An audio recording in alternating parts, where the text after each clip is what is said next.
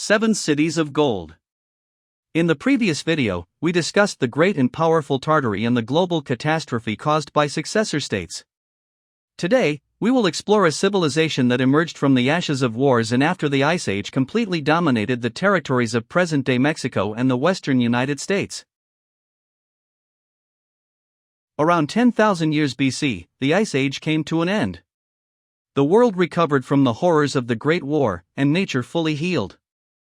People began to form large groups again and gradually started founding cities once more. They had no idea that great civilizations such as Huan, Tartary, or Lemuria had existed before them. As far back as their memories stretched, they were hunters and gatherers. The cities they founded were entirely new to them, and the civilization they built was truly exceptional. The civilization we will discuss today was founded by the people of Adi. The Adi were descendants of Lemurian colonists who settled in present-day Alaska. During the Ice Age, they migrated south to the territory of present-day Mexico and California to escape the cold. In their legends, the memory of Lemuria's submersion during the war persisted, and they told stories of a submerged land from which their ancestors came. The 7 Golden Cities were the first cities to emerge after the Ice Age. Fertile land, abundant fishing, and trade by sea and land created favorable conditions for urban settlement. The names of these 7 cities were Paititi, Quivira, Dorado, Almena, Pralhana, Mex, and Parima. The most powerful of these cities was Parima, which lay inland in present-day California, on the shores of the now extinct Lake Parima. It was also the most religiously significant, as it housed the Golden High Priest, revered as the Son of the Universe and worshipped by all the cities. Dorado was the wealthiest city, located near present-day Los Angeles. Paititi was the most powerful militarily, located at the tip of the Californian peninsula in present-day Mexico. Paititi is notable for another reason. It was a maritime power of its time, and its inhabitants founded colonies on Hawaii, Easter Island, the Galapagos, as well as in present-day Peru and Chile. These colonies were considered entirely autonomous and governed themselves. They maintained primarily trade relations with their mother city. Otherwise, they lived their own lives and developed their own culture and religion. By the way, settlers in Hawaii founded the city of Heiau. The inhabitants of Hawaii were even better sailors than those of Paititi and themselves founded many colonies in Tahiti, New Zealand, Polynesia, Papua, but also on Taiwan, the Kuril Islands, or Kamchatka. Gold was sacred to the 7 Golden Cities. It was a religious metal that they worshipped and attributed supernatural properties to. Only the high priest and the kings of the individual cities could possess gold or wear yellow-colored clothes reminiscent of gold. This custom lasted until the time of Chinese emperors in China. Each city had its own king, regarded as a demigod. However, each of these kings was subordinate to the high priest in Parima. The inhabitants of the cities were not warriors. They were artists, philosophers, merchants, and explorers. They were the first people to circumnavigate the world since the time of ancient Tartary. They were also skilled astrologers. Based on the positions of stars and planets, they knew more planets than we do today. They could predict the near future.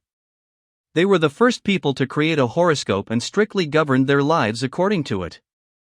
For example, they planned the conception and birth of their children based on the positions of the stars, ensuring that the children born had the best qualities and the best possible destiny.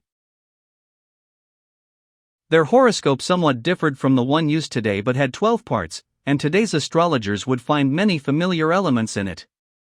I deliberately didn't mention one thing. The continent of Mu. The continent of Mu lay in the middle of the Pacific and was settled by people from Huan who fled their homeland after the Great War. The continent, about the size of present-day Australia, was very fertile land. Extensive pastures, endless herds of cattle, and fertile soil made the continent a veritable paradise. I will focus on the continent of Mu in another video, but it is important to know that during the height of the 7 Golden Cities' glory, there was a modern and developed civilization there. The inhabitants of Mu forgot that there was another continent across the sea until a ship from the city of Paititi landed on their shores. For the spiritually inclined inhabitants of Mu, the existence of another civilization was a shock. Their entire civilization changed, modernized, and formed close relationships with the 7 cities. While Mu produced agricultural products, food, and more, 7 cities produced various industrial products, weapons, and ships. Trade between these civilizations flourished. However, it is important to know that the 7 cities always felt culturally and civilization-ally superior to the Mu civilization. However, they never allowed anyone from the 7 cities to penetrate into the interior of the continent, so the rulers of the 7 cities had little idea of how many people lived in Mu or what cities were here. It is true that Mu, originally a primitive agricultural society, very quickly developed into an advanced urban civilization that surpassed the 7 cities. One day, in complete ignorance, the inhabitants of the 7 cities united and decided to conquer and subdue the continent. They sent a great fleet with 1,000,000 soldiers and the best military inventions available to the 7 cities. However, the enormous fleet sailed slowly, and Mu heard about it and prepared. In fact, Mu was no primitive society. They had something that the 7 cities did not, a gigantic monument of ancestors. Actually an energetic pyramid from the time of Old Tartary. They built a massive army and repelled the invasion of the 7 cities. Moreover, using captured ships, they invaded the territory of present-day North America and one by one destroyed all 7 golden cities. I will tell you about the fate of Mu and its inhabitants in a video dedicated to the continent of Mu. However, it is true that the 7 great cities never completely disappeared. Legends about them gave rise to the legend of El Dorado many thousands of years later. Moreover, the inhabitants of Parima managed to escape in time before the conquerors from Mu and laid the foundation for the civilization of the Olmecs and later the Maya. The inhabitants of Mex became the ancestors of the Aztecs, the inhabitants of Paititi became the ancestors of the Incas, the inhabitants of Dorado became the Native Americans of North America, and the descendants of the Paititi colonists who settled in the Pacific are today's Maori, Hawaiians, Polynesians, Amishi people, and the indigenous people of Taiwan. This civilization perished before the Great Flood that destroyed their contemporaries, including the Mu civilization.